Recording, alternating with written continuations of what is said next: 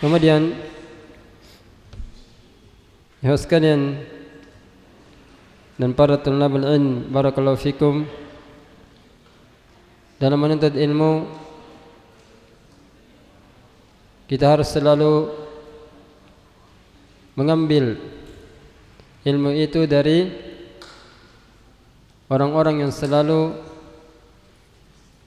berpegang teguh di atas Al-Quran dan Sunnah, yaitu orang-orang yang mengamalkan apa yang diajarkan Nabi kita Muhammad sallallahu alaihi wasallam. Sehingga kata Ali radhiyallahu an, "Unzur amman ta'khuduna hadzal 'ilm fa innama huwa ad-din." Lihatlah dari mana kalian mengambil ilmu, karena sesungguhnya itu termasuk dari agama. Sehingga apa yang dikatakan beliau, semoga Allah meridainya, ini menjadi barometer buat kita dalam menuntut ilmu syar'i, bahwa kita tidak boleh mengambil ilmu sembarangan. Kita harus berhati-hati, gitu ya. Kita harus berhati-hati. Menuntut ilmu tidak boleh kepada ahli syirk atau ahlul bid'ah, tidak boleh. Apalagi yang kita sudah tahu menyimpang dalam masalah akidah, dalam masalah manhaj atau cara beragama, yang mereka merubah ajaran Nabi kita Muhammad sallallahu alaihi wasallam, seperti Qadariyah, Jabariyah, Mu'tazilah, Khawarij, atau tasawuf. Naam. Jadi kita harus berhati-hati, karena ilmu kapan kita ambil dari orang yang bukan ahlinya, bukan ilmu itu akan membawa kita kepada jalan keselamatan, tapi bisa membinasakan kita. Ya, sehingga kata Amirul Mukminin Umar bin Khattab radhiyallahu an, beliau mengatakan, "Alimtu mata salahun nas wa mata fasaduha." Saya tahu kapan baiknya manusia dan kapan buruknya manusia.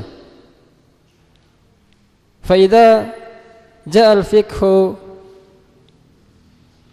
min as-saghir ista'sa alaihi al-kabir.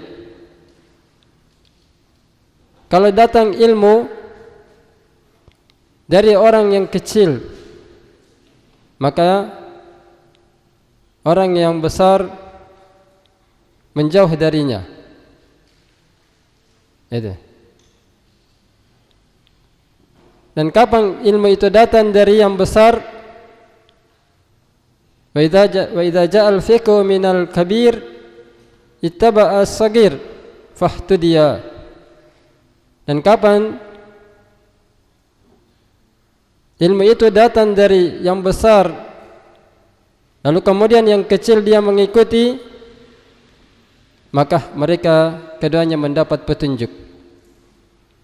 Maka sebaliknya, ini pertanda buat kita bahwa kapan itu. Jadi kita harus selalu berhati-hati. Naam. Jadi ya, karena ya sekalian, syubhat itu bisa merusak agama dan kehormatan kita. Ya. Makanya Nabi SAW mengatakan, wa man ittaqa syubhat faqad istabara li dinihi wa irdihi.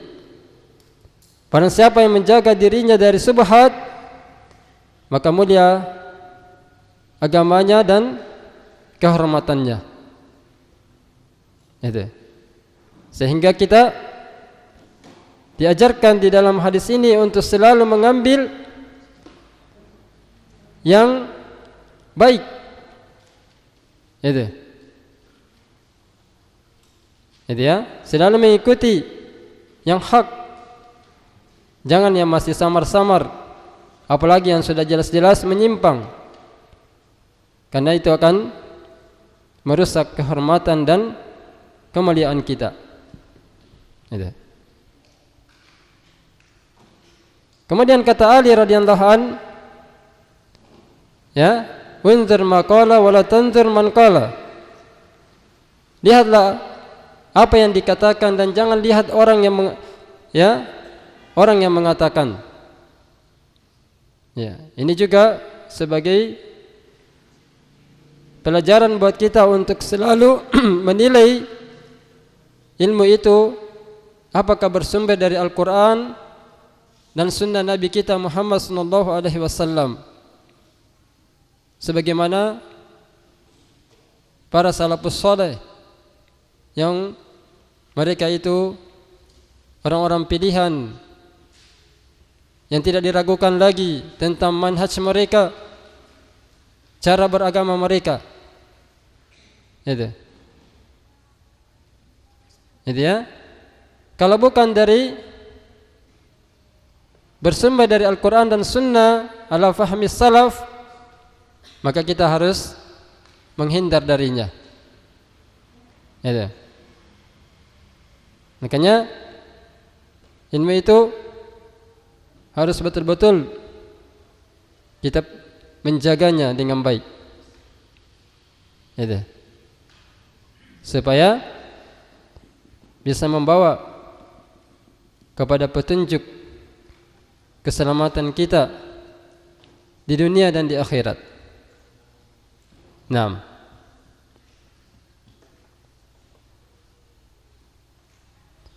Jadi kapan ilmu itu bukan dari ahlus sunnah, maka itu akan membinasakan kita.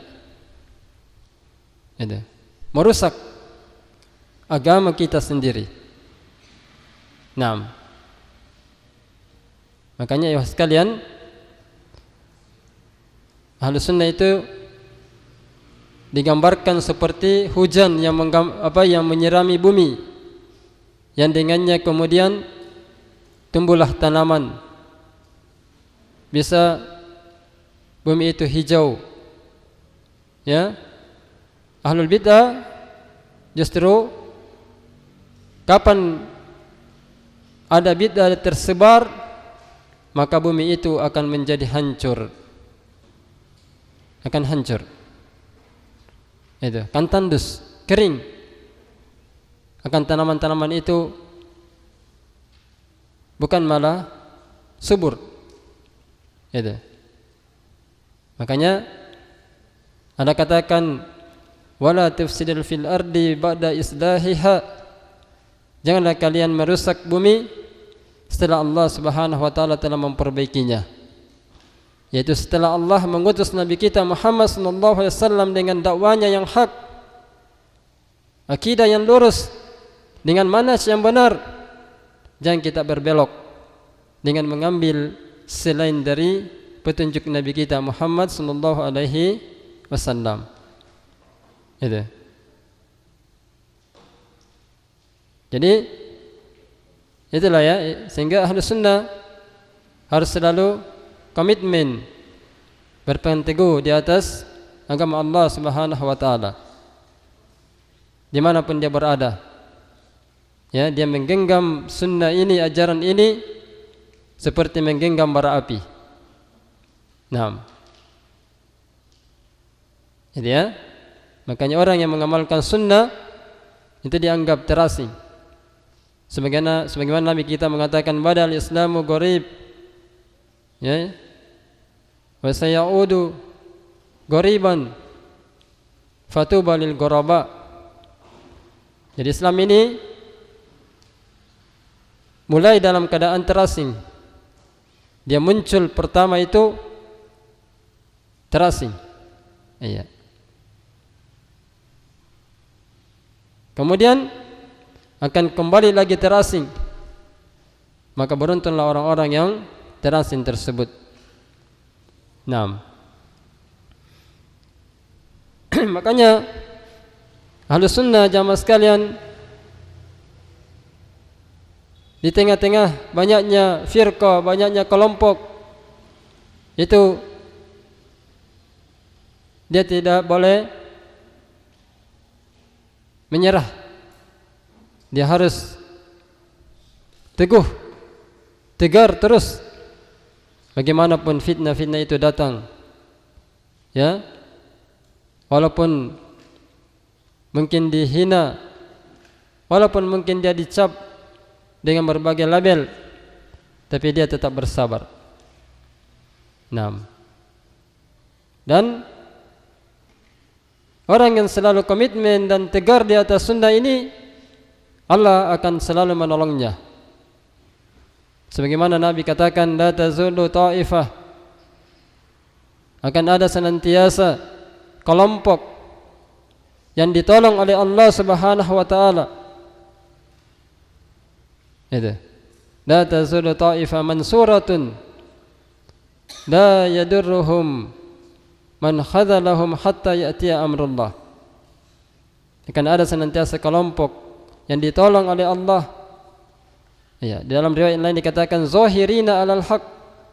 Mereka itu selalu komitmen di atas yang hak, menampakkan yang benar. Tauhid selalu dinampakkan. Itu. Sunnah selalu dinampakkan. Naam. Itu. Dan tidak akan membahayakan baginya dari siapapun yang menarik dirinya dari kelompok itu sampai datang pertolongan Allah Subhanahu wa taala. Ya, dia tidak akan merugi. Orang-orang yang tidak mau turut serta mencurahkan tenaganya, ya, atau menyumbangkan harta dan fisiknya dalam dakwah ini, Allah akan tetap menolong dakwah sunnah. Naam.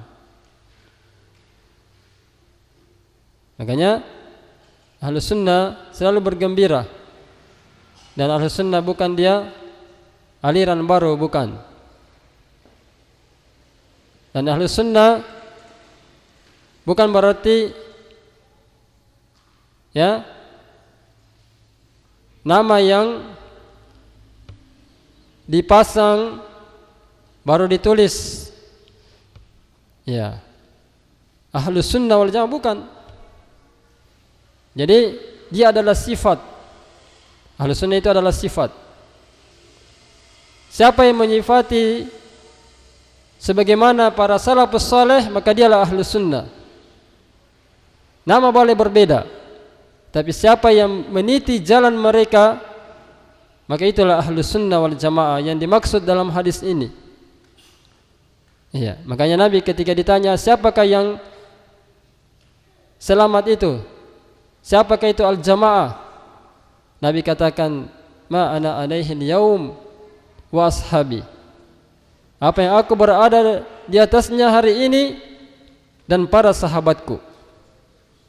Sehingga kata ulama dalam menafsirkan hadis ini, Nabi tidak menyebutkan nama, tapi dia menyebutkan sifat tentang Ahlus Sunnah wal Jamaah tersebut.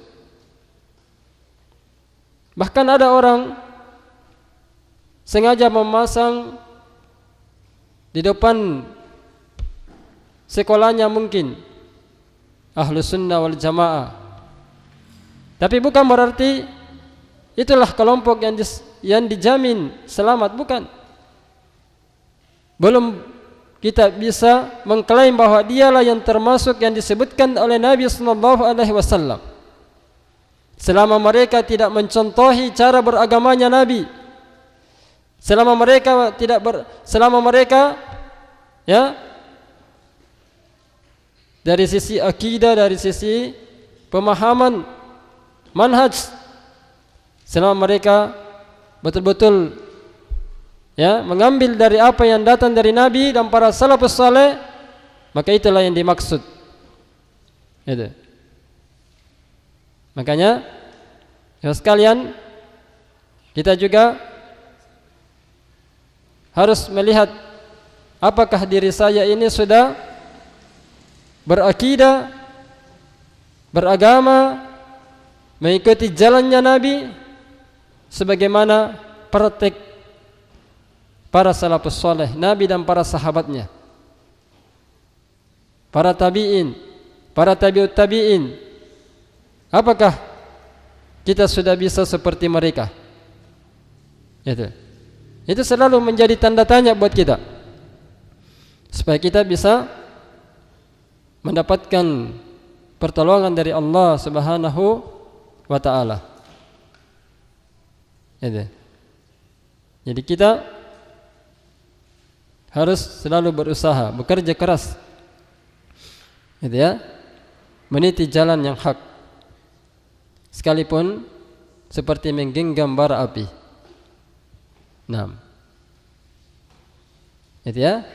Sehingga kita harus selalu berdoa, minta pertolongan Allah. Ya Allahumma arinal haqqa haqqa warzuqna ittiba'a wa arinal batila batila warzuqna ijtinabah. Ya Allah, perlihatkanlah kepada kami yang hak itu hak, dan bantulah kami untuk senantiasa mengikutinya, dan perlihatkanlah kepada kami yang batil itu batil, dan bantulah kami untuk menjauh darinya. Karena hanya dengan pertolongan Allah ya kita bisa selamat semua.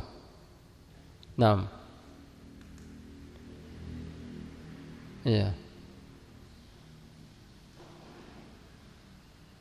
Itu ya. Sehingga Allah katakan wa mas-sabru illa lillah. Jadi tidak ada ya pertolongan untuk kita bisa mendapatkan kesabaran di atas agama ini ya kecuali hanya datang dari Allah Subhanahu wa ta'ala.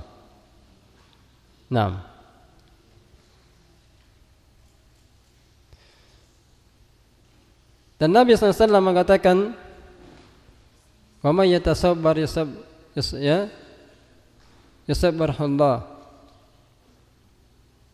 Dan barang siapa yang bersabar, maka Allah akan jadikan dia orang yang sabar. Wa ma u'tiya ahadun khairun wa awsa'a minas sabar. Dan tidak ada ya seseorang diberi pemberian yang lebih baik dan lebih luas daripada kesabaran. Jadi walaupun seperti menggenggam bara api, kita harus tetap ya menahan diri kita, nafsu kita, mengerahkan ya selalu mengendalikan nafsu kita di atas ketaatan kepada Allah, di atas manhajnya Nabi kita Muhammad sallallahu alaihi wasallam.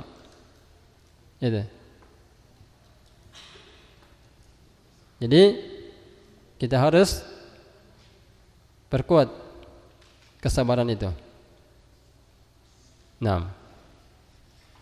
Kemudian ya sekalian, ini rahmat dari Allah Subhanahu wa ta'ala. Jadi lanjut kembali pembahasan kita tentang ya hadis selanjutnya.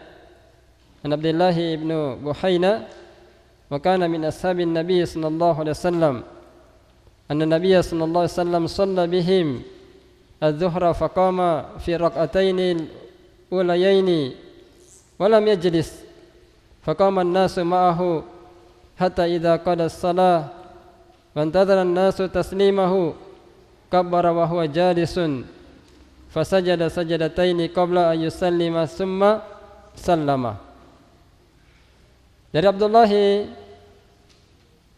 ibn Buhaina,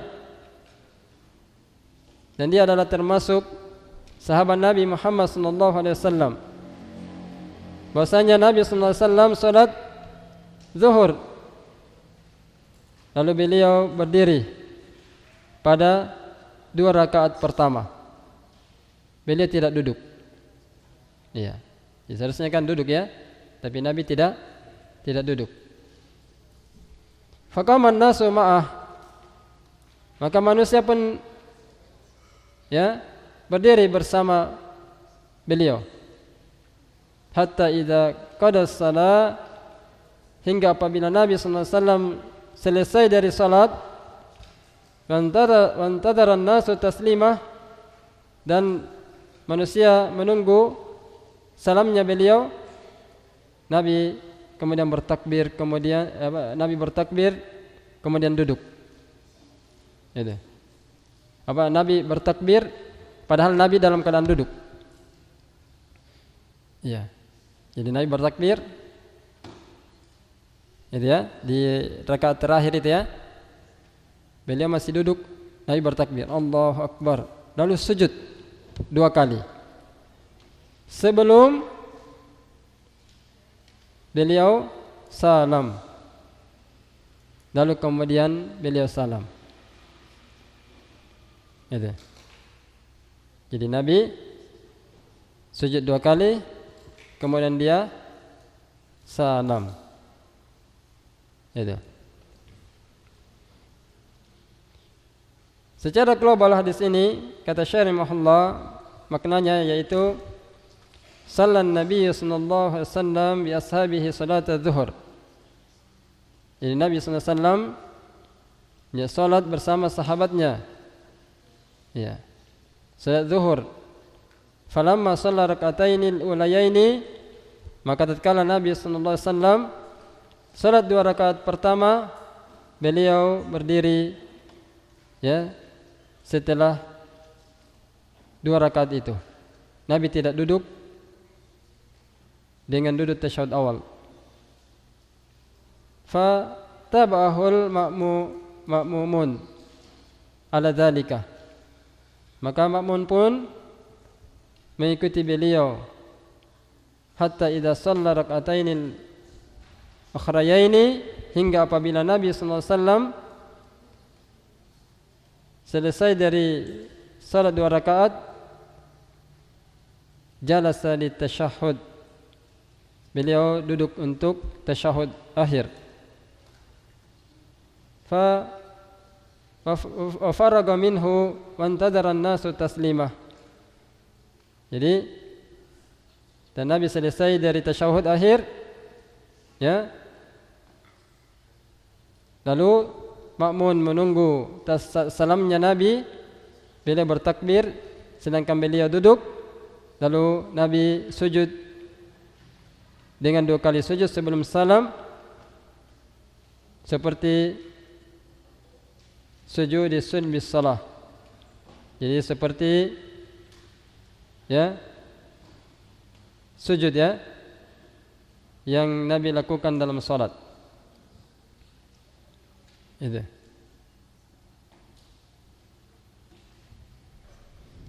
Lalu kemudian Nabi sallallahu alaihi wasallam salam.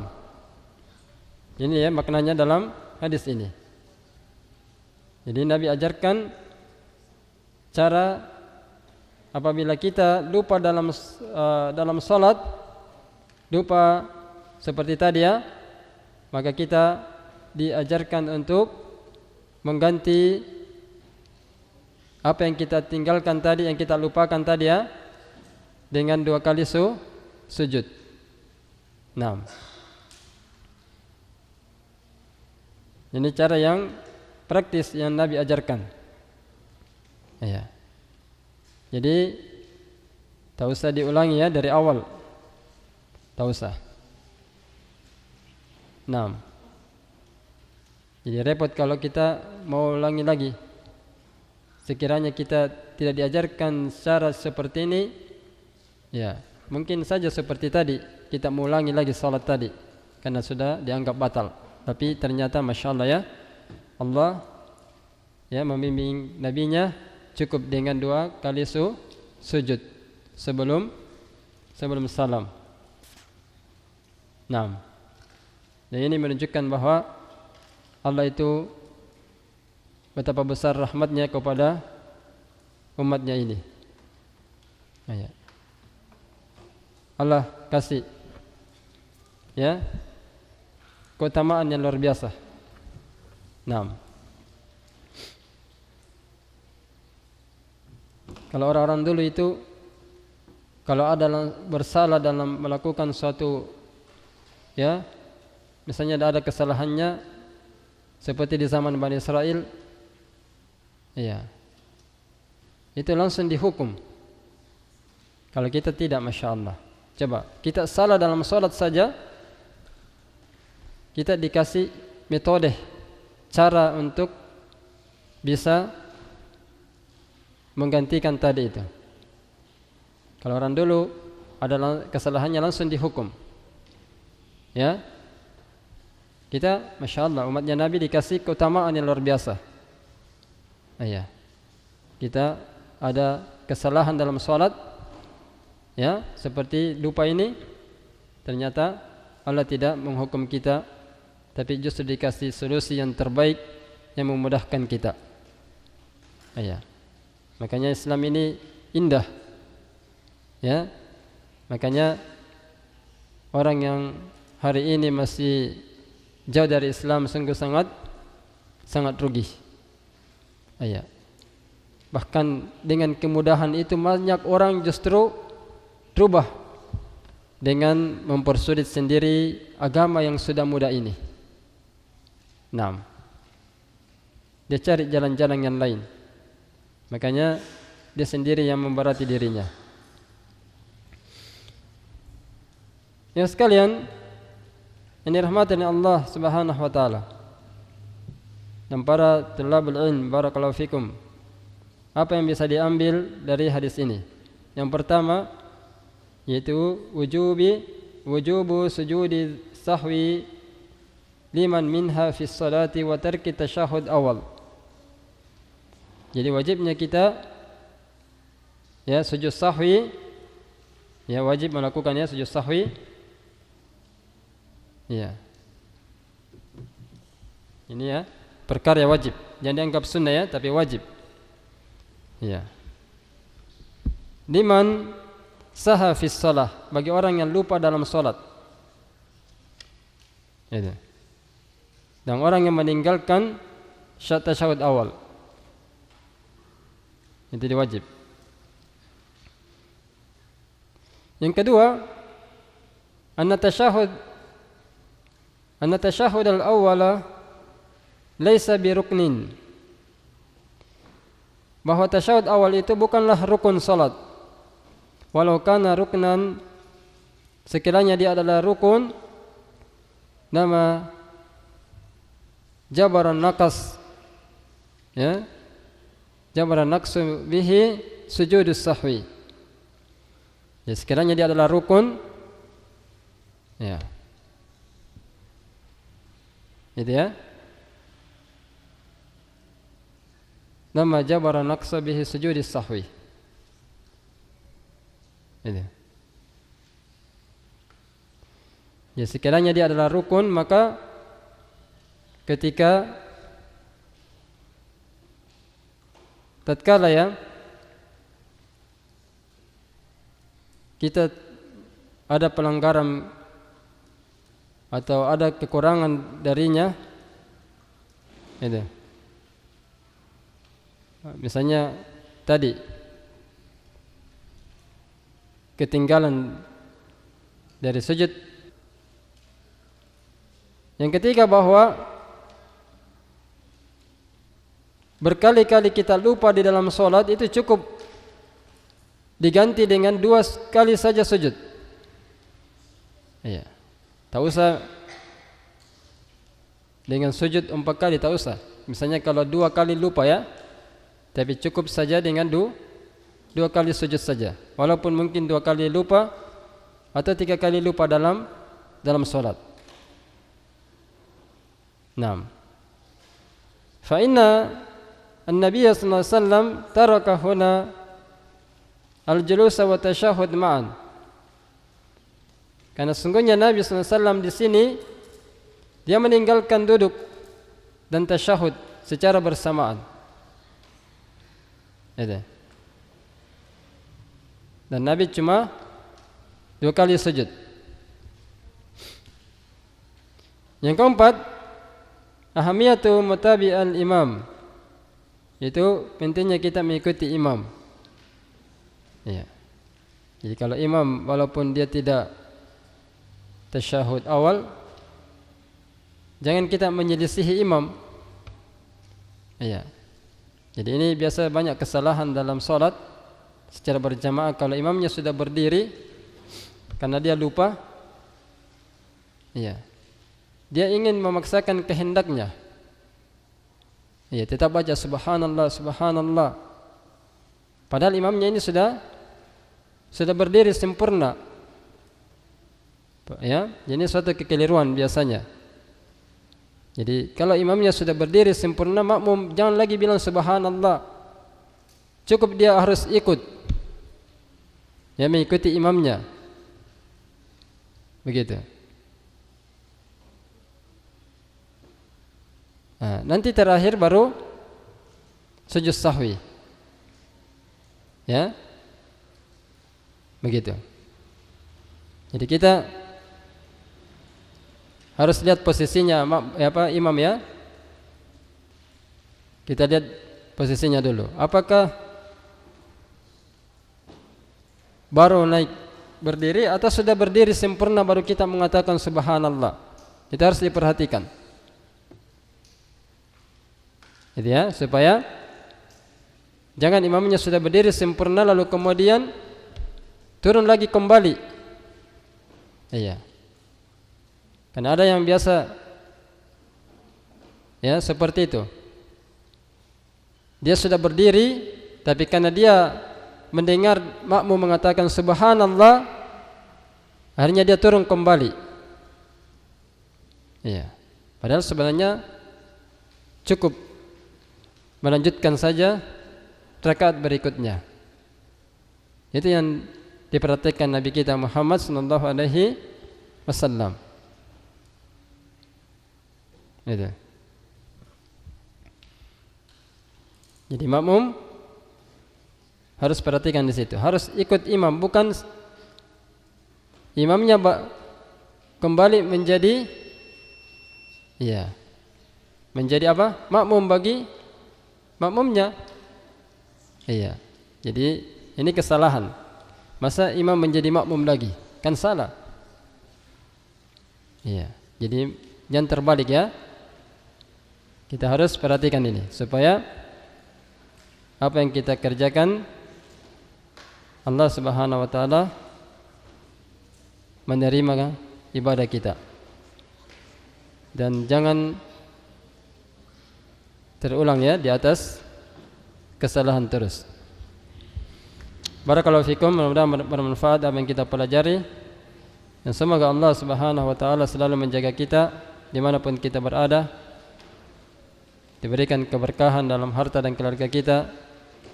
Diberikan ilmu yang selalu bermanfaat dalam meniti agama ini. Semoga kita komitmen di atas sunnah Nabi sallallahu alaihi wasallam. Barakallahu fikum, subhanakallahumma bihamdik, asyhadu an la ilaha illa anta astaghfiruka wa atubu ilaik. Wa akhir da'wana alhamdulillah. Assalamualaikum warahmatullahi wabarakatuh.